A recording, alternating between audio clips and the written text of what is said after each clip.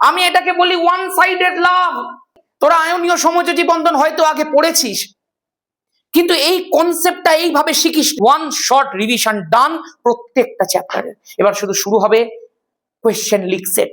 মাধ্যমিক 2026-এ ভৌত বিজ্ঞানে 100-তে 100 নম্বর কমন দেওয়ার পর 2027 ভৌত বিজ্ঞান কাঁপানোর সংকল্প নিয়ে অ্যাডভেঞ্চার একাডেমি প্রিপারেশন শুরু করিয়ে দিয়েছে। আমি তোদেরকে কথা দিয়েছিলাম, আগের বছরে তো শুরু করেছিলাম সেকেন্ড সামেটিভ থেকে, এই বছরে ফার্স্ট সামেটিভ থেকেই লেগে পড়বো। এবং আমি আমার কথা মতো তোদের জন্য একটা স্টাডি প্ল্যান দিয়েছিলাম, আর সেই স্টাডি প্ল্যানকে ফলো করেই আমাদের চ্যানেলে একের পর এক ওয়ান শর্ট রিভিশন এসেছে। সেটা কখনো গ্যাসের আচরণের হোক, কখনো আলোর পার্ট 1 হোক, কখনো আলোর পার্ট 2 হোক, কখনো পর্যায় সারণী হোক, কখনো গ্যাসের আচরণের সমস্ত অঙ্ক হোক। তোরা আমাকে বারবার বলেছিস, দাদা এবার একটু আয়নীয় সমযোজী বন্ধনটা দিয়ে দাও। চল, তোদের কথা মেনে আয়নীয় সমযোজী বন্ধনেরও ওয়ান শর্ট রিভিশন চলে এসেছে। আমি তোকে এইটুকু বলতে পারি, তোরা আয়নীয় সমযোজী বন্ধন হয়তো আগে পড়েছিস, কিন্তু এই কনসেপ্টটা এইভাবে শিখিসনি। আমাদের ব্যাচের ছেলেমেয়েরা এই কনসেপ্ট গুলোকে শিখেছে। আমার মনে হলো একটু ওই ধরনের কনসেপ্ট ইউটিউবে তোরা যারা আমার চ্যানেল থেকে পড়াশোনা করছিস তাদের সবার জন্য দেওয়া যাক, ধামাকা শুরু করা যাক। হ্যালো এন্ড ওয়েলকাম সবাইকে আমার ইউটিউব চ্যানেল অ্যাডভেঞ্চার একাডেমির আরো একটা নতুন ভিডিওতে। আমি তোমাদের মেন্টর সৈকত দাস। চল ধামাকা তাহলে শুরুই করি।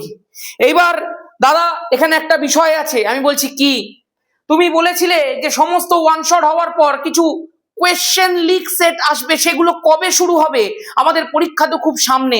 আমি তোকে একটা কথা বলছি, শোন, তোরা অনেকেই কমেন্ট গুলো করছিস, কিন্তু একদম নিশ্চিন্তে থাক, আজকে লাস্ট ওয়ান শর্ট রিভিশন আমি দিচ্ছি। অনেকে জিজ্ঞাসা করেছিস, দাদা ফার্স্ট চ্যাপ্টারটার কি হবে? আরে ভাই, ফার্স্ট চ্যাপ্টারটা ওই কোয়েশ্চেন লিক সেট গুলোর মধ্যেই হয়ে যাবে।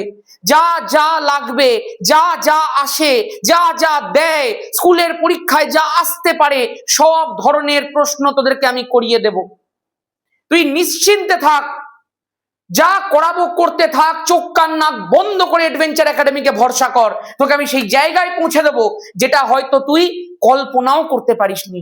তোকে পরীক্ষা দিয়ে বেরিয়ে একবার বলতে হবে, ভাগ্যিস অ্যাডভেঞ্চার একাডেমি চ্যানেলটা খুঁজে পেয়েছিলাম। চল শুরু করি। দাদা, আয়নীয় আর সমযোজী যৌগের কথা আমরা জেনেছি, আমরা আয়নীয় সমযোজী বন্ধনের কথা জেনেছি, কিন্তু একটা সমস্যা আমার হয়। আমি বললাম কি, কিছু পরিচিত যৌগ দেখলে তো আমি চিনতে পারি, কিন্তু বেশিরভাগ ক্ষেত্রে আমি বুঝতেই পারি না চোখে দেখে যে কোনটা আয়নীয় যৌগ আর কোনটা সমযোজী যৌগ। আমি তার গঠনটা দেখে বুঝতেই পারি না, তার সংকেতটা দেখে বুঝতেই পারি না। আমি বললাম এটা কিন্তু একটা ভয়াবহ সমস্যা। আচ্ছা তুই আমাকে একটা কথা বলতো, যখন তুই মাধ্যমিক দেবি, যখন তুই পড়তে বসিস, যখন ছোটবেলা থেকে তোর বাবা মা তোকে পড়াচ্ছেন বা তোকে নজরে রাখছেন, একটা কথা নিশ্চয়ই তোকে বলেছেন না, দেখ তো পাশের বাড়ির পল্টু কত ভালো পড়াশোনা করে, দেখ তো তোদের স্কুলের টপার কত ভালো পড়াশোনা করে, ওর মতো হতে হবে, তার মতো হতে হবে। মানে আমাদেরকে ছোটবেলা থেকে কারোর মতো হতে শেখানো হয়। আমাদেরকে সব সময় বলা হয় এর মতো, তার মতো, ওর মতো, এর মতো হতে হবে। সেমনি এদেরকেও বলা হয়, জানিস তো। আজকে চিন্তা করে দেখ, আজকে তুই স্টুডেন্ট, সেই কারণে তোকে তোর টপারের কথা বলা হয়, আর এরা হচ্ছে এক একটা পরমাণু, এক একটা আয়ন। এদেরকে বলা হয়, এদের নিকটতম নিষ্ক্রিয় মৌল যারা আছে, যারা নোবেল আছে, তাদের মতো হতে। দাদা নিষ্ক্রিয় মৌল কারা? যেমন হিলিয়াম, যার পারমাণবিক ক্রমাঙ্ক 2, যেমন নিয়ন, যার পারমাণবিক ক্রমাঙ্ক 10, যেমন আর্গন, যার পারমাণবিক ক্রমাঙ্ক 18। তোদের এই তিনটেই লাগবে। সবাই চায় এদের মতো হতে। দাদা এদের মতো হতে গেলে মানে এদের মতো ইলেকট্রন বিন্যাস পেতে? আরে হ্যাঁ, এদের মতো গঠন কাঠামো পেতে চায় সবাই, কারণ সবাই মনে করে, আসলে এটা সত্যি, এরা ভীষণ স্টেবল, এরা ভীষণ স্থায়ী, এদের ইলেকট্রন বিন্যাসের স্থায়িত্ব অনেক বেশি। দাদা হিলিয়ামের কি? আমি বললাম হিলিয়ামের কে কক্ষপথে দুটো থাকে। দাদা নিয়নের কি? নিয়নের 10 তো কে কক্ষপথের মধ্যে দুটো, এল কক্ষপথের মধ্যে থাকে 8টা। দাদা আর্গনের 18 তো, তার মানে কে তে দুটো, এলে 8টা, এম এ আবার 8টা। আমি বললাম একদম। তার মানে দাদা চিন্তা করো, সবাই চায় তাদের সর্ববহিস্থ কক্ষপথে 8টা ইলেকট্রন রাখতে মানে অষ্টক সূত্র পালন করতে? আমি বললাম একদম। অথবা হিলিয়ামের কাছাকাছি যারা আছে তারা চায় তাদের সর্ববহিস্থ কক্ষপথে 2টো ইলেকট্রন রাখতে মানে দ্বৈত সূত্র পালন করতে? আমি বললাম একদম।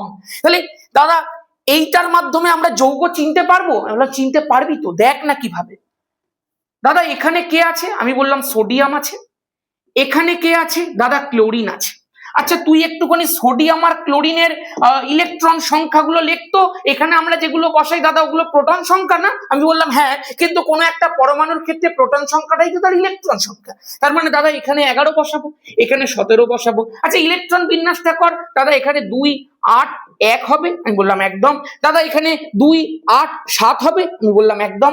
আচ্ছা তুই এবার আমাকে বলতো সোডিয়ামের নিকটতম নিষ্ক্রিয় মৌল কারা বা কে? দাদা সোডিয়াম হচ্ছে 11, তার মানে তার নিকটতম নিষ্ক্রিয় মৌল নিয়ন।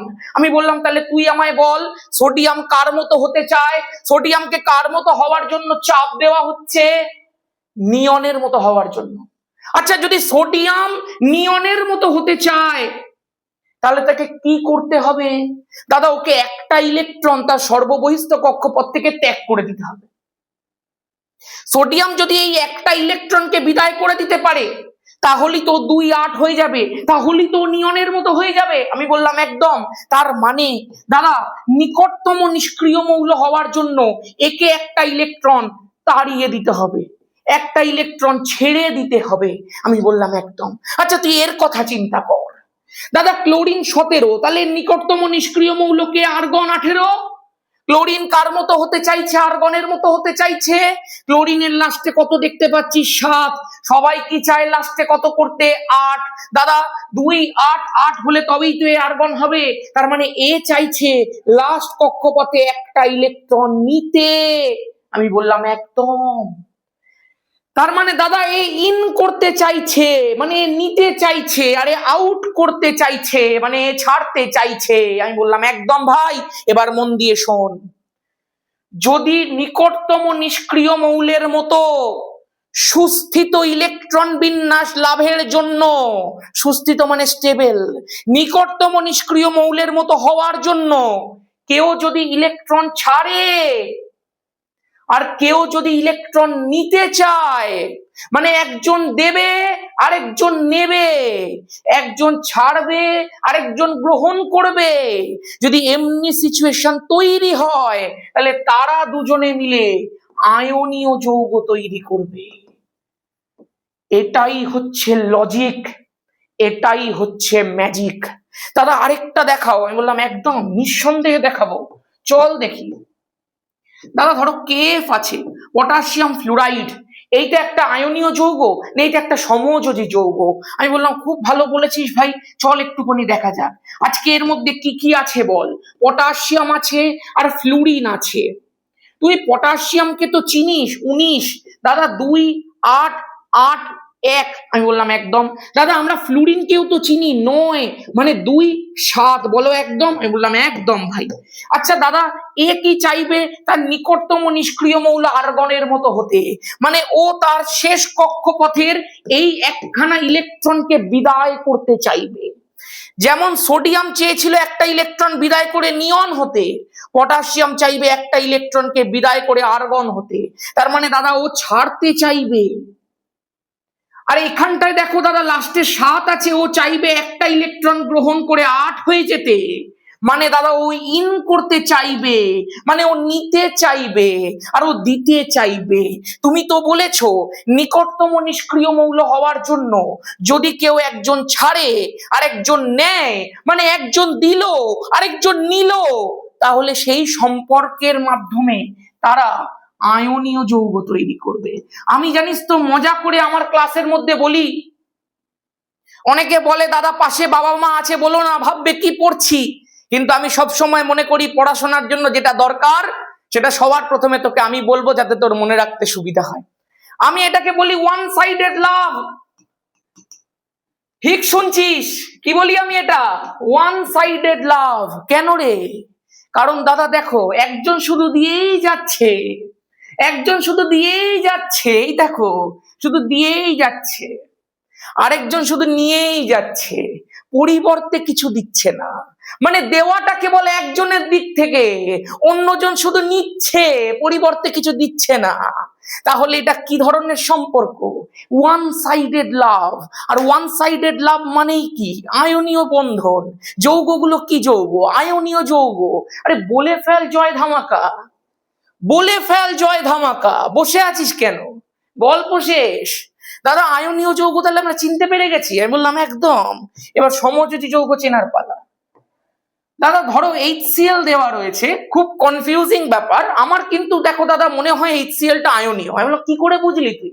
আমার ফর্মুলাটা অ্যাপ্লাই কর আগে। নিশ্চয়ই, চলো করি।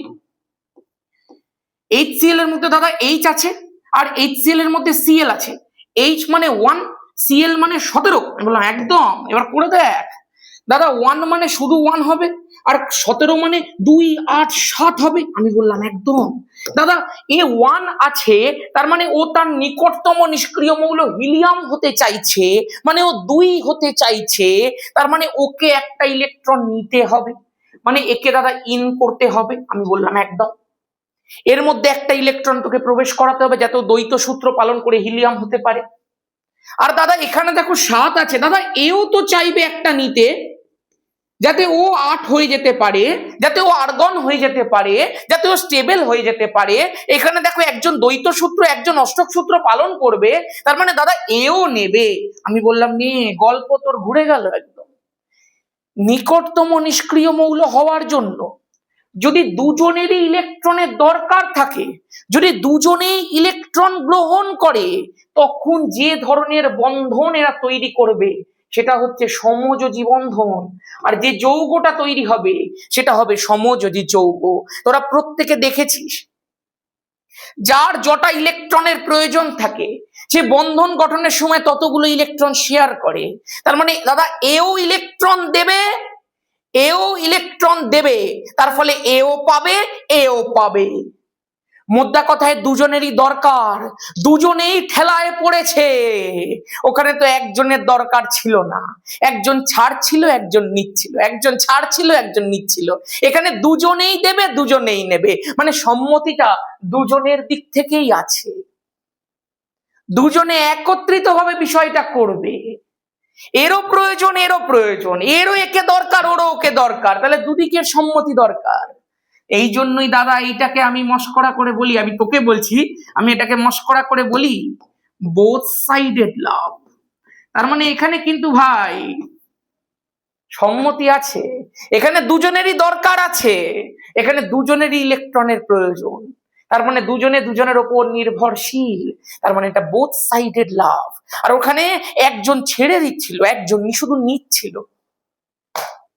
তার মানে দাদা আমি এখন সমযোজী আর আয়নীয় যৌগ দেখে এই ক্যালকুলেশনটা লাগিয়ে চিনে নিতে পারবো? আমি বললাম একদম, একদম চিনে নিতে পারবি। আজকে ধর আমি তোকে আরেকটা দেখাচ্ছি। ধর বললাম NH3, দাদা NH3 এর মধ্যে কি কি আছে? আমি বললাম দেখ কতগুলো করে আছে আমাকে দেখতে হবে না, কি কি আছে, নাইট্রোজেন আছে আর হাইড্রোজেন আছে। চিন্তা করে দেখ তো, নাইট্রোজেনের কত 7, মানে 2,5, হাইড্রোজেনের কত 1, তার মানে জাস্ট 1। হাইড্রোজেন কি চাইবে দাদা? হাইড্রোজেন তো চাইবে হিলিয়াম হতে, মানে 2 হতে। আমি বললাম একদম। দাদা নাইট্রোজেন চাইবে 2,8, মানে নিয়ন হতে। আমি বললাম একদম। আচ্ছা বলতো এরও ইলেকট্রনের প্রয়োজন, কটা প্রয়োজন জানার দরকার নেই, বল প্রয়োজন? হ্যাঁ দাদা একদম প্রয়োজন, এরও প্রয়োজন আছে। দাদা এরও প্রয়োজন আছে, দেখো একেও 3টে নিতে হবে, একে দাদা একটা নিতে হবে, তার মানে এরও দরকার, এরও দরকার। তাহলে দুজনেরই যখন দরকার, দুজনে একে অপরের উপর নির্ভরশীল, তার মানে এরা কি ধরনের যৌগ তৈরি করবে? সমযোজী যৌগ তৈরি করবে। দুজনেরই দরকার মানে সমযোজী যৌগ, একজন ছাড়ছে একজন নিচ্ছে মানে আয়নীয় যৌগ। বল একদম ঝড়ের মতো পরিষ্কার। এবার একটা শর্টকাট শিখিয়ে রাখি, যদি কখনো দেখিস একটা ধাতুর সঙ্গে একটা অধাতু যুক্ত হয়েছে, যেমন যেমন ধরো সোডিয়ামের সঙ্গে ক্লোরিন, সোডিয়াম ক্লোরাইড, সোডিয়ামটা ধাতু, ক্লোরিনটা অধাতু। বেশিরভাগ ক্ষেত্রে ধাতুর নামের মধ্যে আম থাকে, সোডিয়াম, পটাশিয়াম, অ্যালুমিনিয়াম। আরো ভালো করে, তোরা তো পর্যায় সারণী পড়েছিস, গ্রুপ নাম্বার 1 আর গ্রুপ নাম্বার 2, ক্ষার ধাতু আর ক্ষারীয় মৃত্তিকা ধাতু। এই গ্রুপ 1 গ্রুপ 2 এলিমেন্টস গুলোর সঙ্গে যদি কেউ যুক্ত থাকে তাহলে নিশ্চিতভাবে আয়নীয় যৌগ তৈরি হচ্ছে ভাই, যেমন ধরো CaCl2, ক্যালসিয়াম একটা গ্রুপ 2 এলিমেন্ট, আয়নীয় যৌগ। দাদা ধরো LiH, আচ্ছা লিথিয়াম একটা গ্রুপ 1 এলিমেন্ট, আয়নীয় যৌগ। আচ্ছা ধরো NaCl, দাদা সোডিয়াম একটা গ্রুপ 1 এলিমেন্ট, আয়নীয় যৌগ। ধরো KCl, দাদা পটাশিয়াম একটা গ্রুপ 1 এলিমেন্ট, আয়নীয় যৌগ। দেখ প্রত্যেকটার মধ্যেই ধাতুর সঙ্গে অধাতুর বন্ধন হয়েছে, ধাতু অধাতু মানেই আয়নীয় যৌগ হবে। আর যদি কখনো দেখিস অধাতুর সঙ্গে অধাতু যুক্ত হয়েছে, তখন সেটা তৈরি করবে সমযোজী বন্ধন। যেমন CH4, দেখো কার্বনের সঙ্গে হাইড্রোজেন, অধাতুর সঙ্গে অধাতু। যেমন NH3, দেখো নাইট্রোজেনের সঙ্গে হাইড্রোজেন। যেমন H2O, দেখো হাইড্রোজেনের সঙ্গে অক্সিজেন। যেমন ধরো আমি তোমাকে বললাম C6H12O6, কার্বন হাইড্রোজেন অক্সিজেন, সব সমযোজী ভাই, সব সমযোজী। এখানে কোনো ধাতু তুমি দেখতেই পাবে না। আশা করতে পারি একদম ক্লিয়ার। তুমি বলবে দাদা হাইড্রোজেনের তো অবস্থান, হাইড্রোজেনের অবস্থান নিয়ে তো বিতর্ক আছে, ওটাকে ওখানে ধরবি না। হাইড্রোজেন মাত্রই তুই দেখে ফেলেছিস হাইড্রোজেন হিলিয়াম হতে চায়, ওর ইলেকট্রনের দরকার থাকে। ধাতু যারা হবে তারা ইলেকট্রন ছেড়ে দেবে, ধাতুরা ইলেকট্রন ছেড়ে দিয়ে নিকটতম নিষ্ক্রিয় মৌল হয়। সোডিয়ামের দেখলি, পটাশিয়ামের দেখলি, ক্যালসিয়ামেরও দেখবি। ক্যালসিয়াম কি করে বল? ক্যালসিয়ামের হচ্ছে 2-8-8-2। তুই নিশ্চিতভাবে দেখবি যে কোনো ধাতু, যারাই ধাতু হবে তারা ইলেকট্রন ছেড়ে দিয়ে নিকটতম নিষ্ক্রিয় মৌল হবে। এও দেখ দুটো ইলেকট্রন ছেড়ে দেবে, কারণ ধাতুর মাথায় তো পজিটিভ চার্জ থাকবে রে। নিশ্চয়ই বুঝে গেছিস। এইবার দাদা আয়নীয় বন্ধনের রহস্যটা কি? আমি বললাম দেখ ভাই, তোরা আয়নীয় বন্ধন চিনে গেছিস, দেখতে শিখে গেছিস। ধর আমি তোকে বললাম সোডিয়াম ক্লোরাইড, তোরা কি দেখেছিস? এই যে সোডিয়াম আছে সে একটা ইলেকট্রন বর্জন করে, কারণ সোডিয়ামের হচ্ছে 2-8-1। সোডিয়াম এই একটা ইলেকট্রনকে আউট করে, ছেড়ে দেয়। ছেড়ে দেওয়ার ফলে তার মাথার উপরে কি চার্জ তৈরি হয়? দাদা একটা ইলেকট্রন ছেড়ে দিল মানে মাথার উপরে একটা পজিটিভ চার্জ তৈরি হবে। মানে সোডিয়াম একটা ধাতু, এর থেকেই বোঝা গেল ধাতু ইলেকট্রন ছাড়ে, ইলেকট্রন ছাড়লে ধাতুর মাথায় পজিটিভ চার্জ আসে। এই জন্যই আমরা বলি ধাতু তড়িৎ ধনাত্মক। যারা এখনো পর্যন্ত পর্যায় সারণী দেখিসনি, গিয়ে ভিডিওটা দেখে নে, সব শিখে যাবি। আর দাদা এই যে ক্লোরিন আছে, যেটা এখন দেখো ক্লোরিন হচ্ছে 2-8-7, ক্লোরিন একটা ইলেকট্রন গ্রহণ করেছে। কোন ইলেকট্রনটা দাদা? কোন ইলেকট্রনটা গ্রহণ করেছে? আমি বললাম যেটা সোডিয়াম ছেড়েছে সেটাই ক্লোরিন নিয়েছে। আর দাদা যদি ক্লোরিন ইলেকট্রন নেয় তাহলে ক্লোরিন কিসে রূপান্তরিত হয়ে যাবে? Cl- এ রূপান্তরিত হয়ে যাবে। Cl- মানে কি দাদা? আমি বললাম ক্লোরাইড আয়ন। মোদ্দা কথায় একটা ক্যাটায়ন তৈরি হলো, একটা অ্যানায়ন তৈরি হলো। এই ক্যাটায়ন আর অ্যানায়নের মধ্যে একটা স্থির তাড়িতিক আকর্ষণ বল তৈরি হবে। এই স্থির তাড়িতিক আকর্ষণ বলটা কিন্তু ভীষণ শক্তিশালী হয় ভাই, এবং ডিউ টু দি স্থির তাড়িতিক আকর্ষণ বল এই ক্যাটায়ন আর এই অ্যানায়ন একে অপরের সঙ্গে যুক্ত হবে, যুক্ত হয়ে একটা আয়নীয় বন্ধন তৈরি করবে। তার মানে দাদা আয়নীয় বন্ধন মানে কোনো এরকম কোনো ফিজিক্যাল বন্ধন নয়, মানে এমনি কোনো বন্ধন আমরা দেব না। আমি বললাম না, কোনো বন্ধন দেবে না। আয়নীয় বন্ধন মানে এই ক্যাটায়ন মানে পজিটিভ, আর এই অ্যানায়ন মানে নেগেটিভের মধ্যে একটা অদৃশ্য আকর্ষণ বল। যেমনি চুম্বকদের মধ্যে একটা আকর্ষণ বল থাকে উত্তর মেরু দক্ষিণ মেরুর মধ্যে, সেমনি ক্যাটায়নের পজিটিভ, অ্যানায়নের নেগেটিভের মধ্যে একটা পজিটিভ নেগেটিভের মধ্যে একটা স্থির তাড়িতিক আকর্ষণ বল থাকে। ওই বলটাই হচ্ছে আয়নীয় বন্ধন। আশা করব ক্লিয়ার আছে। এইবার দাদা সমযোজী বন্ধনের রহস্যটা কোথায়? আমি বলছি দেখ ভাই, যারা যারা তার সমযোজী বন্ধনের মাধ্যমে থাকে, ধরো CH4 আছে, ধরো NH3 আছে, এগুলোর মধ্যে কিন্তু তোমরা এমনি কোনো আয়ন তৈরি হতে দেখবে না। সমযোজী যৌগের ক্ষেত্রে কোনো আয়নের অস্তিত্ব থাকে না ভাই। তার পরিবর্তে তুমি দেখতে পাবে এখানে ফিজিক্যাল বন্ড। এখানে দেখো কার্বনের সঙ্গে হাইড্রোজেনের একটা বন্ড, দুটো বন্ড, তিনটে বন্ড, চারটে বন্ড। কার্বনের সঙ্গে তো হলো, নাইট্রোজেনের সঙ্গে তুমি দেখবে হাইড্রোজেনের এই একটা বন্ড, এই একটা বন্ড, এই একটা বন্ড। এবং তুমি যখন এর বন্ধনটা পড়েছো তখন নিশ্চয়ই পড়েছো নাইট্রোজেনের মাথায় একটা নিঃসঙ্গ জোড় থাকে। এই ধর্মগুলো তুমি দেখতে পাবে সমযোজী যৌগের মধ্যে, ওখানে ফিজিক্যাল বন্ডিং থাকে। আর আয়নীয় যৌগে কোনো ফিজিক্যাল বন্ডিং থাকে না। এই জন্যই দাদা সমযোজী যৌগের মাধ্যমে, এই যে সমযোজী যৌগ যেগুলো তৈরি হলো সমযোজী বন্ধনের মাধ্যমে, ফিজিক্যাল বন্ডিং এর মাধ্যমে, এদেরকে আমরা বলে থাকি অণু। আয়নীয় যৌগের মধ্যে যেমন থাকে আয়ন, সমযোজী যৌগের ক্ষেত্রে থাকে অণু। এটাও একটা অণু। যে কোনো জিনিস যার মধ্যে সমযোজী বন্ধন আছে, যারা সমযোজী বন্ধনে আবদ্ধ, তাদেরকে বলা হয় অণু। একটা প্রশ্ন আসে কোন ধরনের যৌগে কোনো আয়নের অস্তিত্ব নেই? সমযোজী যৌগে, কারণ সেখানে কিসের অস্তিত্ব আছে? অণুর অস্তিত্ব আছে। আর একটা কথা মাথায় রাখিস, যখন অ্যামোনিয়া থাকে সেই অ্যামোনিয়ার মধ্যে তো শুধুমাত্র একটা অ্যামোনিয়া থাকে না, প্রচুর প্রচুর প্রচুর প্রচুর অ্যামোনিয়া থাকে। তাহলে প্রচুর অ্যামোনিয়ার অণু থাকে এবং এই অণুগুলোর মধ্যে একটা আকর্ষণ বল ক্রিয়া করে, সেটা হচ্ছে দুর্বল ভ্যান্ডার ওয়াল আকর্ষণ বল। ওখানে যেমনি যে আকর্ষণ বলটা আয়নীয় যৌগের ক্ষেত্রে ক্রিয়া করে সেটা ভীষণ শক্তিশালী হয়, প্লাস আর মাইনাসের মধ্যে যে আকর্ষণ বল সেটা ভীষণ শক্তিশালী হয়, স্থির তাড়িতিক আকর্ষণ বল ভীষণ স্ট্রং হয়। এর ফল তোকে আমি দেখাবো একটু পরে। আর আয়নীয় যৌগের পরিবর্তে যখনই তুই সমযোজীর মধ্যে যাবি তুই দেখতে পাবি এই যে অণুগুলোর মধ্যে যে ধরনের আকর্ষণ বলটা কাজ করে সেটা ভীষণ দুর্বল প্রকৃতির একটা ভ্যান্ডার ওয়াল আকর্ষণ বল হয়। আশা করতে পারি তো যা যা লাগতো তোকে আমি সব এই কিছুটা সময়ের মধ্যে শিখিয়ে দিয়েছি। তুই পুরো বইটা পড়ে যে ধারণাটা পেতিস সেটাই কিছুটা সময়ের মধ্যে তোকে আমি শিখিয়ে দিয়েছি। এইবার দেখ তো যেটুকু ধারণা তোকে আমি শেখালাম সেটা দিয়ে তুই এটার অ্যান্সার করতে পারিস কিনা।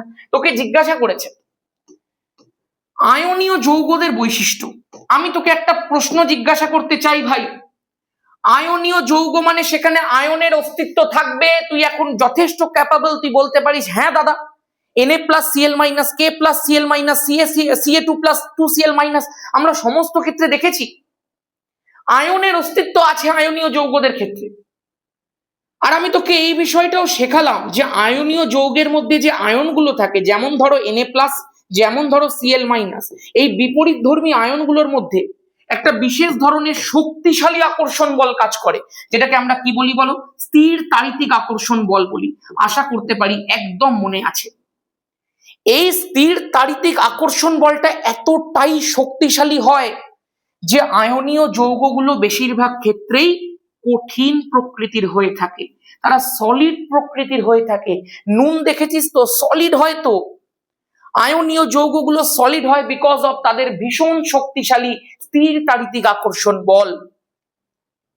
দ্বিতীয়, এই এত শক্তিশালী স্থির তাড়িতিক আকর্ষণ বল ক্রিয়া করে বলে আয়নীয় যৌগের কেলাসের গলনাঙ্ক ও স্ফুটনাঙ্ক অনেক বেশি হয় ভাই, অনেক অনেক বেশি হয়। আজকে তুই নুন গলাতে প্রায় 800-900 ডিগ্রি সেলসিয়াস মতো টেম্পারেচার লেগে যায়, আরো বেশি হতে পারে, ওই কাছাকাছি। তার মানে এত টেম্পারেচার লাগে কিসের জন্য? বিকজ তাদের ক্যাটায়ন অ্যানায়ন গুলোর মধ্যে স্থির তাড়িতিক আকর্ষণ বল ভীষণ শক্তিশালী ভাবে ক্রিয়াশীল এবং সেই বলটাকে ভেঙে তাদেরকে গলাতে, তাদেরকে ফোটাতে প্রচুর প্রচুর টেম্পারেচার লাগে। দ্যাট ইজ ওয়াই তাদের গলনাঙ্ক স্ফুটনাঙ্কটা অনেক বেশি হয়। 3 নম্বর, তোকে একটা কথা বলি, যেহেতু আয়নীয় যৌগগুলোর মধ্যে আয়নের অস্তিত্ব থাকে, সব সময় মনে রাখবি এদেরকে একটা বিশেষ ধরনের দ্রাবকের মধ্যে দ্রবীভূত করতে হয়, যেটাকে বলা হয় ধ্রুবীয় দ্রাবক। ধ্রুবীয় কথাটার মানে তুই ক্লাস 11-এ গিয়ে আরো ভালো করে পড়বি, ডাইপোল মোমেন্টের জায়গাটায় সেখানে দেখতে পাবি ধ্রুবীয় দ্রাবক কাকে বলা হয়, জলকে বলা হয়। তার কারণ কি জানিস?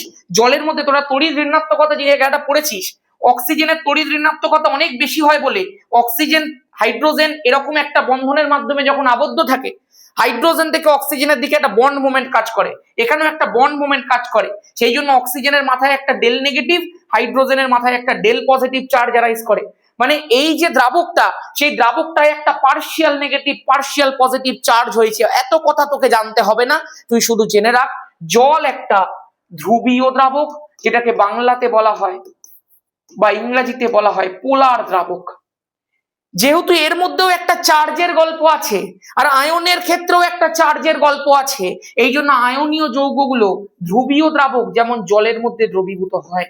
আমি আশা করতে পারি যা তোকে শিখিয়েছি তুই সেটার মাধ্যমে এই অ্যান্সার গুলোকে কিন্তু করে দিতে সক্ষম। তোকে এখন যে কেউ জিজ্ঞাসা করতে পারে এটা কঠিন কেন হয়, তুই বলতে পারবি। যে কেউ জিজ্ঞাসা করতে পারে গলনাঙ্ক স্ফুটনাঙ্ক বেশি কেন হয়, তুই বলতে পারবি। যে কেউ জিজ্ঞাসা করতে পারে কোন দ্রাবকে দ্রবীভূত হয়, তুই বলতে পারবি। তুই এটাও বলতে পারবি যেহেতু এদের জলীয় দ্রবণে আয়নের অস্তিত্ব থাকে সেই জন্য এরা তড়িৎ পরিবহন করতে সক্ষম। উইথাউট আয়ন তুই তড়িৎ পরিবহন করতে পারবি না। আমরা আমাদের ব্যাচের মধ্যে ফার্স্ট সামেটিভ শেষ করে সেকেন্ড সামেটিভ পড়াতে শুরু করে দিয়েছি। তড়িৎ প্রবাহ রাসায়নিক বিক্রিয়া ওরা পড়ছে, ওরা সেখানে বুঝতে পেরেছে যে আয়ন দরকার তড়িৎ পরিবহনের জন্য। ব্যাস এইবার চল সমযোজী যৌগদের বৈশিষ্ট্যগুলো একটুখানি দেখে নেওয়া যাক। তোদেরকে আমি যা শিখিয়েছি ওইগুলোর মাধ্যমেই তোরা সমযোজী যৌগের বৈশিষ্ট্য বলে দিতে পারবি। দেখ কিরকম করে। ধর আজকে যদি আমি তোকে জিজ্ঞাসা করি, তোরা এক্ষুনি আমার মুখে শুনেছিস যে সমযোজী যৌগদের ক্ষেত্রে যেটার অস্তিত্ব থাকে সেটা হচ্ছে অণু, এবং এই অণুদের মধ্যে এক প্রকারের আকর্ষণ বল ক্রিয়াশীল। সেটা কি ভাই? দুর্বল ভ্যান্ডার ওয়াল আকর্ষণ বল। এইবার দাদা, এই দুর্বল ভ্যান্ডার ওয়াল আকর্ষণ বলের জন্য কি হয়? আমি বললাম বেশিরভাগ ক্ষেত্রে সমযোজী যৌগগুলো গ্যাসীয় হয়, আর না হলে তরল হয়, কঠিন কিন্তু তারা হতে পারে না। দাদা গ্যাসীয় যেমন মিথেন আর তরল যেমন জল। আমি বললাম একদম। অনেক সময় প্রশ্ন করে ঘরের উষ্ণতায় তরল, এমন একটা সমযোজী যৌগের উদাহরণ দাও। জল। দ্বিতীয়, তুই চিন্তা করে দেখ এদের মধ্যে দুর্বল ভ্যান্ডার ওয়াল আকর্ষণ বল ক্রিয়া করে। আচ্ছা এখানে একটা কথা বলি, এখানে কিন্তু একটা এক্সেপশন আছে যেটা একটু পরে পড়াবো। দাদা তুমি বলেছো সমযোজী যৌগদের মধ্যে দুর্বল ভ্যান্ডার ওয়াল আকর্ষণ বল ক্রিয়া করে, সেই কারণে নিশ্চয়ই এদের গলনাঙ্ক এবং এদের স্ফুটনাঙ্ক অনেকটা কম হয়। আমি বললাম একদম ভাই। দুর্বল আকর্ষণ বল ক্রিয়া করলো মানে তো এদেরকে খুব সহজে ফুটিয়ে বাষ্পীভূত করে দেওয়া যায়, তার মানে এদের ক্ষেত্রে গলনাঙ্ক আর স্ফুটনাঙ্ক দুটোই কম হয়। বললাম একদম। দাদা 3 নম্বর হচ্ছে এদের ক্ষেত্রে তো কোনো আয়নের অস্তিত্ব থাকে না। আমি বললাম না, থাকে না, তার মানে এরা তড়িৎ পরিবহন করতেও পারে না। আমি বললাম একদম, তড়িৎ পরিবহন এদের দ্বারা হয় না। দাদা এদের ক্ষেত্রে তুমি বললে কোনো আয়নের অস্তিত্ব থাকে না। আমি বললাম না, থাকে না, তার মানে এরা ধ্রুবীয় দ্রাবক যেমন জলের মধ্যে দ্রবীভূত হতে পারে না, তার মানে দাদা এরা নিশ্চয়ই অধ্রুবীয় বা নন পোলার দ্রাবকে দ্রবীভূত হবে, যার এক্সাম্পল কমেন্ট সেকশনে ছেলেমেয়েরা ভরিয়ে দেবে। ঠিক আছে, চলো হয়ে গেছে। দাদা NaCl এর ক্ষেত্রে সংকেত ভর কেন ইউজ করা হয়? আমি বলছি ভাই, আণবিক ভর, এই যে তোরা কথাটা লিখিস আণবিক ভর, বেশিরভাগ ক্ষেত্রেই তো আমরা এটা ইউজ করি। এর মানেটা কি জানিস? এর মানে হচ্ছে অণুর ভর। তুই আমাকে বল NaCl কি কোনো অণু? একদমই নয়। এর মধ্যে কি আছে? আয়ন আছে। তার মানে NaCl এর ক্ষেত্রে যার অস্তিত্ব থাকে সেটা হচ্ছে আয়ন। তাহলে আয়নের ক্ষেত্রে ভরটাকে তো আমরা আণবিক ভর বলতে পারি না, তাই না? তাহলে আয়নের ক্ষেত্রে, আয়নীয় যৌগের ক্ষেত্রে একটা নতুন ধরনের ভর আনা প্রয়োজন। সেই জন্যই NaCl এর ক্ষেত্রে ভরটাকে সংকেত ভর বলা হয়ে থাকে, কারণ NaCl এ অণু থাকে না, তার ফলে আমরা আণবিক ভর ইউজ করতে পারি না। NaCl এ আয়ন থাকে, তাই আমরা লিখি সংকেত ভর বা ফর্মুলা মাস। কিছুই না, জিনিস একই, ভ্যালু একই, জাস্ট ঘুরিয়ে নাক ধরা, নামটা উল্টো বলা। সোডিয়ামের ক্ষেত্রে 23, ক্লোরিনের ক্ষেত্রে 35.5, 5 আর 3 8, 3 আর 2 5.5, মানে 58.5, যেটা হচ্ছে NaCl এর সংকেত ভর। আশা করতে পারি একদম পরিষ্কার আছে। সমযোজী এক বন্ধন, দ্বিবন্ধন, ত্রিবন্ধন যুক্ত যৌগের সংকেত দাদা, যেমন ধরো এগুলো সব জৈব রসায়ন বা অর্গানিক কেমিস্ট্রি যখন পড়াবো, আমি তোকে এইটুকু বলতে পারি, আমি 11-12 কেমিস্ট্রি পড়াই ভাই। যখন অর্গানিক শেখাবো তোকে এমন ভাবেই শেখাবো যাতে তোকে যখন 11-12 অর্গানিক শেখাতে হবে তোর ভিত যেন একদম রেডি থাকে। অ্যাডভেঞ্চার একাডেমি তোকে সেই জায়গায় তৈরি করে দেবে। আমি তোকে এমন এমন কনসেপ্ট শেখাবো, তুই আমার আগের বছরের অর্গানিকের ভিডিওগুলো দেখতে পারিস, সেখানে তুই দেখবি ছেলে মেয়েদের রেসপন্স কেমনি। আর এই বছরে তো আরো রিফাইন্ড ভিডিও তোদের জন্য আসবে, চিন্তা করে দেখ তাহলে কি হবে। সেকেন্ড সামেটিভের পর যখন আমাদের ধামাকা ব্যাচ লঞ্চ হবে না, আগের বছরেও সেকেন্ড সামেটিভের পর পুরো পশ্চিমবঙ্গ কাঁপিয়ে দিয়েছিলাম। ছেলে মেয়েদের উৎসাহ তুই দেখিসনি, তোরা তখন 9-এ ছিলি, অনেকে বলতিস দাদা আমাদের জন্য কিছু আনো, কিছু ভিডিও আনো।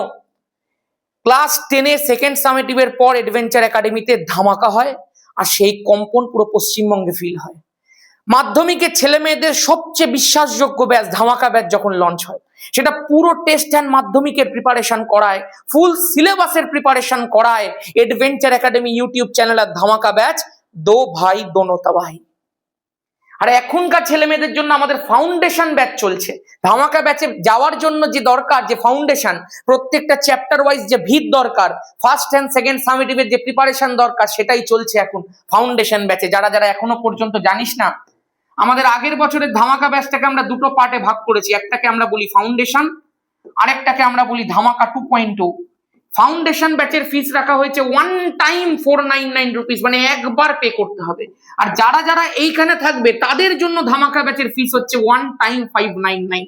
আগের বছরে ধামাকা ব্যাচের ফিস ছিল ওয়ান টাইম 999, এই বছরে এইটাকেই ভেঙে দুটো পার্টে ভাগ করা হয়েছে। 100 টাকা তো বেশি মনে হচ্ছে, তার কারণ আগের বছরে ব্যাচটা শুরু হয়েছিল অগাস্ট থেকে, এবছরে শুরু হয়েছে জানুয়ারি থেকে। অনেক ছেলে মেয়ে পড়ছিস, যারা এখনো ভর্তি হোসনি তারা 6289360364 এই নাম্বারটার মধ্যে ফাউন্ডেশন ব্যাচ বলে কমেন্ট কর, মানে মেসেজ কর, তোদেরকে অ্যাডমিশনের প্রসেস বলে দেওয়া হবে। আর যারা ডিরেক্ট ধামাকা ব্যাচে ভর্তি হবি তাদের জন্য ফিস হয়তো 100-200 টাকা বেশি থাকবে, কিন্তু সেটাও হওয়ার সুযোগ আছে, কোনো সমস্যা নেই। এটা শুরু হবে অগাস্ট থেকে, ঠিক আছে? চল দাদা, এক বন্ধনের এক্সাম্পল কি হবে আমি বলছি। দেখ ভাই, মিথেন হবে। মিথেন তুই বলতে পারিস এক বন্ধন। দেখ তো কার্বনের সঙ্গে হাইড্রোজেনস গুলোর এক বন্ধন আছে, তুই প্রচুর এক্সাম্পল বলতে পারিস, কোনো সমস্যা নেই। দাদা দ্বিবন্ধন, দেখ কার্বনের তো 4টে যোজ্যতা হয় ভাই। তো কার্বনের মধ্যে দ্বিবন্ধন আছে, এই কার্বনটার বল কতগুলো বন্ধন হয়ে গেছে? দাদা 2টো বন্ধন হয়ে গেছে। তাহলে আর কতগুলো বন্ধন ফাঁকা আছে? 2টো ফাঁকা আছে, কারণ এক একটা কার্বনের 4টে বন্ধন হতে পারে। এই কার্বনটা দেখ 2টো বন্ধন হয়ে গেছে, তার মাত্র 2টো ফাঁকা। দাদা এই কার্বনটারও তো আমি দেখতে পাচ্ছি 2টো বন্ধন হয়ে গেছে, তার মানে এরও আর 2টো ফাঁকা। আমি বললাম একদম, এইখানে হাইড্রোজেন গুলো বসিয়ে দে, তোরা পরে জানতে পারবি কার্বনের সাথে কেউ না থাকলেও হাইড্রোজেন থাকে। এইটাকে বলে দাদা ইথিলিন। তাহলে মানে এটা সমযোজী দ্বিবন্ধনের যৌগ। আমি বললাম একদম। দাদা সমযোজী ত্রিবন্ধন মানে কার্বনের মাঝে আমি ত্রিবন্ধন বসিয়ে দেবো? আমি বললাম একদম ভাই। দাদা কার্বনের 4টে ভ্যালেন্সি থাকে, 3টে হয়ে গেছে, তার মানে আর একটা পড়ে আছে, এখানেও একটা পড়ে আছে। তুমি বলেছো কার্বনের সাথে কেউ না থাকলেও হাইড্রোজেন থাকবে, এখানে চিন্তা করে দেখ কার্বনের 4টে ভ্যালেন্সি, কেউ নেই যুক্ত, ওই জন্য হাইড্রোজেন 4খানা বসে গেছে, তৈরি হয়ে গেছে মিথেন। এখানে দেখ কার্বনের দ্বিবন্ধন, তাহলে প্রত্যেকটা কার্বনের 2টো করে বন্ড ফাঁকা, হাইড্রোজেন বসে গেছে, ইথিলিন হয়ে গেছে।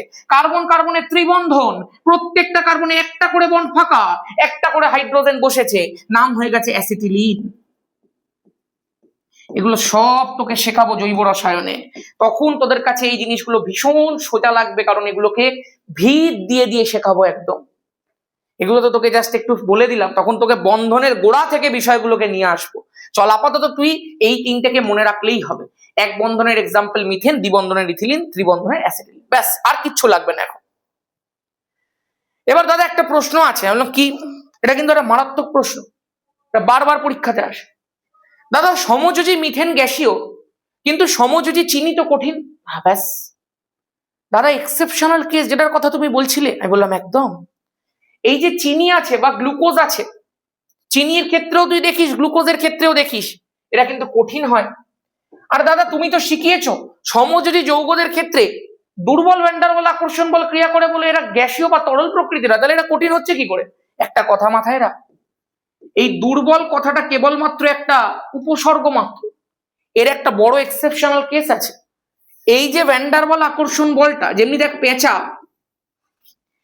যেমনি সকালবেলা অন্ধ থাকে, রাতের বেলা ওই সিংহ, সেমনি এই ভ্যান ডার ওয়াল আকর্ষণ বলের একটা কেস আছে ভাই।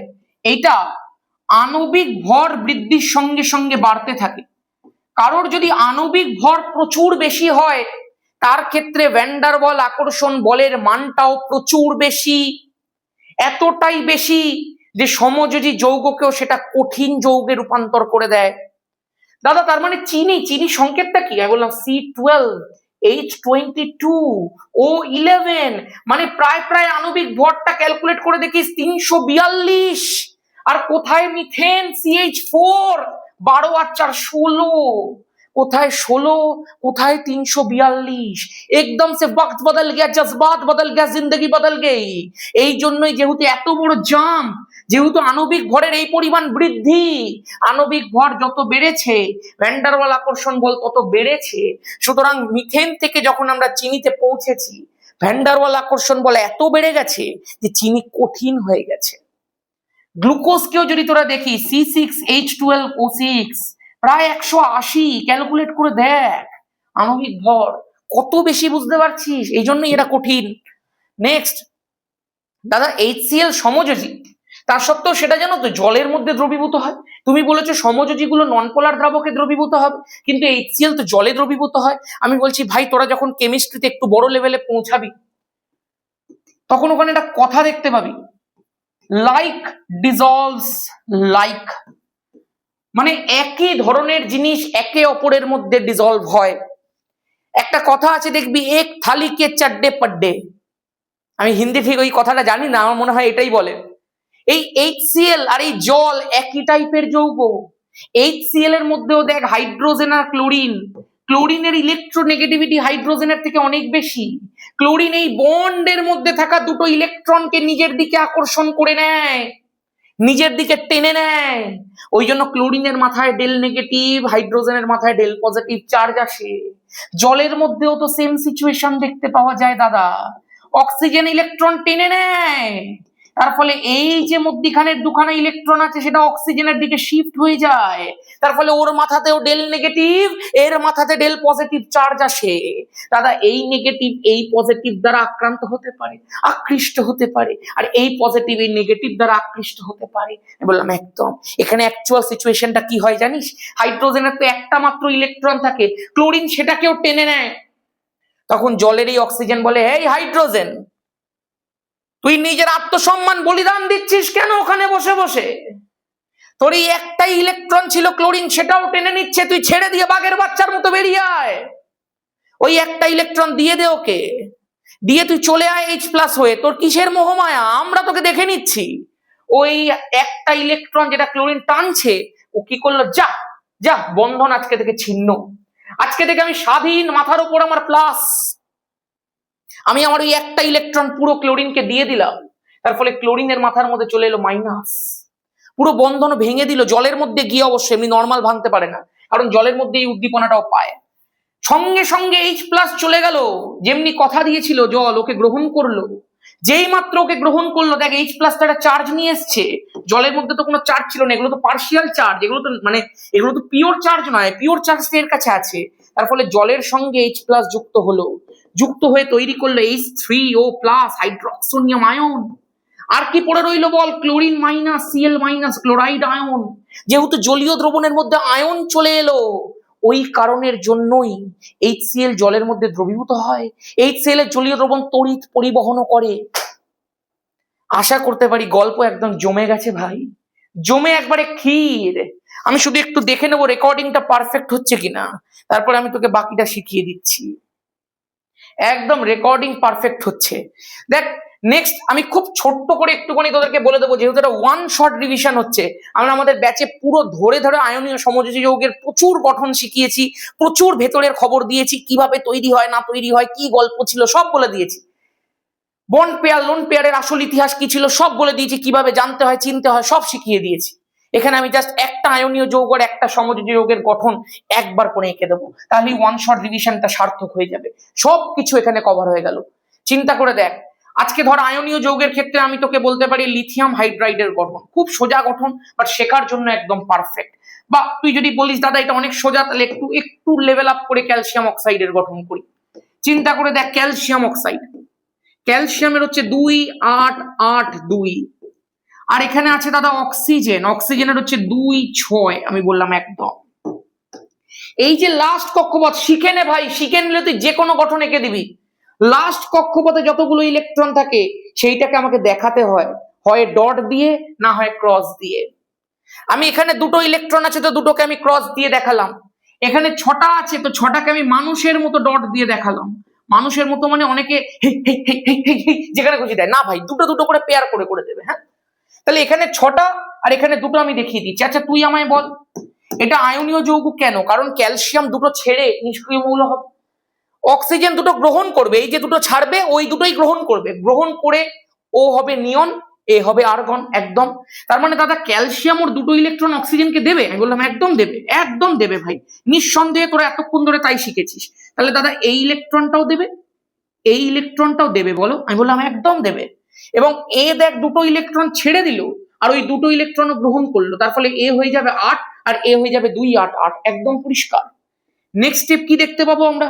ক্যালসিয়াম যে তার দুটো ইলেকট্রন ছেড়েছে, তার ফলে তার মাথার উপর চলে আসবে 2+ চার্জ এবং তার ইলেকট্রন বিন্যাস হয়ে গেছে 2-8-8, দুটো ইলেকট্রন বেরিয়ে গেছে। আর দাদা অক্সিজেন যে দুটো ইলেকট্রন গ্রহণ করেছে সে এখন অক্সাইড হয়ে গেছে, 2- হয়ে গেছে এবং তার ইলেকট্রন বিন্যাস হয়ে গেছে 2-6 থেকে 2-8। এবার আমাকে এখানে যে ইলেকট্রনটা গ্রহণ করেছে সেখানে দেখাতে হবে ইলেকট্রনটা। দেখ এখানে দুটো ছিল, এখানে দুটো ছিল, এখানে দুটো ছিল, এগুলো তো থাকবেই।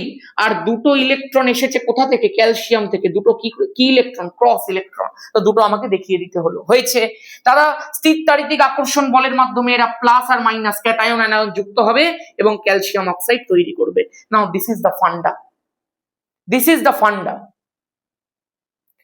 যেভাবে করতে হয়, যা লিখতে হয় সব তোকে আমি শিখিয়ে দিয়েছি। এবার তুই বাড়িতে প্র্যাকটিস কর, magnesium chloride, calcium chloride, lithium hydride শিখে যাবি ভাই। নেক্সট, সমযোজী যৌগের গঠন দেখাও তারা। আমি বলছি চল একটুখানি মোটামুটি একটা ভালো গঠন দেখানো যাক, অ্যামোনিয়ার গঠন দেখানো যাক, যাতে সবকিছুই মোটামুটি কভার হয়ে যায়। ধর আমি বললাম একটা নাইট্রোজেন আছে, আর নাইট্রোজেনের সঙ্গে 3টে করে হাইড্রোজেন আছে। আমি দেখতে পাচ্ছি এখানে একটা নাইট্রোজেন এবং তার সঙ্গে 3টে হাইড্রোজেন। ভেরি গুড দাদা, হাইড্রোজেন মানে 1 1 1, তাই না? আমি বললাম একদম। তাহলে এর একটা ইলেকট্রন আমি দেখিয়ে দিলাম। আর দাদা নাইট্রোজেন মানে 2,5, তার মানে দাদা এখানে 5টা ইলেকট্রন দেখাতে হবে। আমি বললাম একদম। কি দিয়ে দেখাবো দাদা? আমি বললাম এই ক্রস দিয়ে দেখা। 2 3 4 5। দেখ তো লাস্ট কক্ষপথে 5টা ছিল, ওপরে 2টো 3টে 4টে 5টা দেখিয়ে দিয়েছি। এবার আমি তোকে একটা কথা বলছি শোন, যার যটা ইলেকট্রন দরকার সে ততগুলো ইলেকট্রন আগে দেবে, সে ততগুলো ফেরত পাবে। দেখ কি করে, দেখ ভালো করে মন দিয়ে দেখ। আচ্ছা এর কটা ইলেকট্রনের দরকার? তুই বলবি দাদা এর 1 আছে, একে 2 হতে হবে, তার মানে ওর একটা ইলেকট্রনের দরকার। এই এদিকে দেখ, ও 1 আছে, ওকে 2 হতে হবে, তাহলে ওর একটাই ইলেকট্রনের দরকার। তুই বল একদম। ওর যটা দরকার ও তটা শেয়ার করবে। একটা দরকার একটা শেয়ার করলো, একটা দরকার একটা শেয়ার করলো, একটা দরকার একটা শেয়ার করলো। হয়েছে? বল নাইট্রোজেনের লাস্টে কত আছে? 5। লাস্টে আনতে হবে কত? 8। কটা দরকার? 3টে দরকার। যটা দরকার তটা শেয়ার করবে। তাহলে কটা শেয়ার করবে? 3টে। এবার যে একটা শেয়ার করেছে তাকে তুমি একটাই দিতে পারবে, তাহলে একে একটা দেবে, একে একটা দেবে, একে একটা দেবে। দেখ প্রত্যেকটা হাইড্রোজেন একটা করে দিয়েছিল, একটা করে দিয়েছিল, একটা করে ফেরতও পেয়ে গেল, একটা করে দিয়েছিল, একটা করে ফেরতও পেয়ে গেল। আমি তোকে কি বললাম? যার যটা দরকার সে তটা দেবে। এদের একটা করে দরকার ছিল, ওরা একটা করে দিয়েছে। নাইট্রোজেনের 3টে দরকার ছিল, নাইট্রোজেন 3টে দিয়েছে, তবে 3টে হাইড্রোজেনকে দিয়েছে। এই জন্য কি দাদা 3টে হাইড্রোজেন লাগতো? আমি বললাম একদম। যেহেতু প্রত্যেকটার একটা করে দরকার, তাহলে আমাকে 3টেই নিয়ে আসতে হবে যাতে নাইট্রোজেনের 3টে পূরণ হতে পারে। এবার কি হবে দাদা?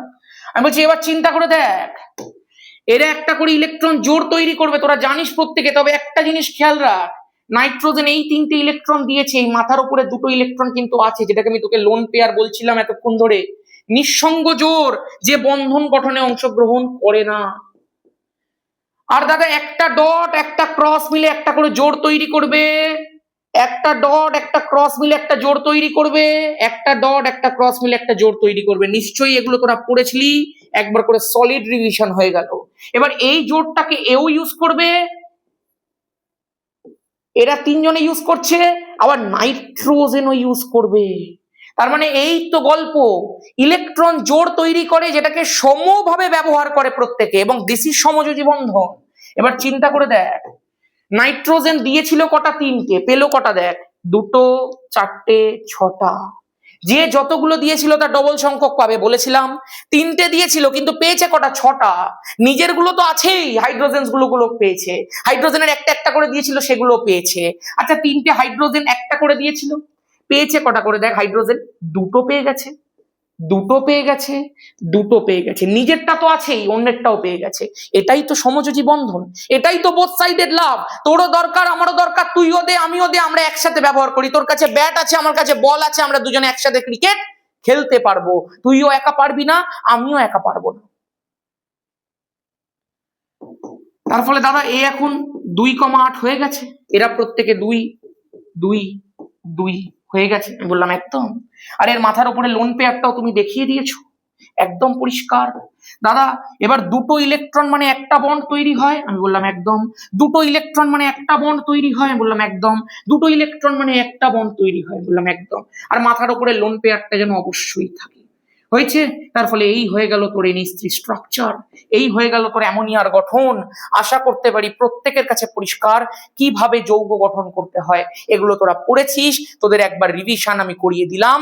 ওয়ান শর্ট রিভিশন ডান প্রত্যেকটা চ্যাপ্টারের। এবার শুধু শুরু হবে কোয়েশ্চেন লিক সেট।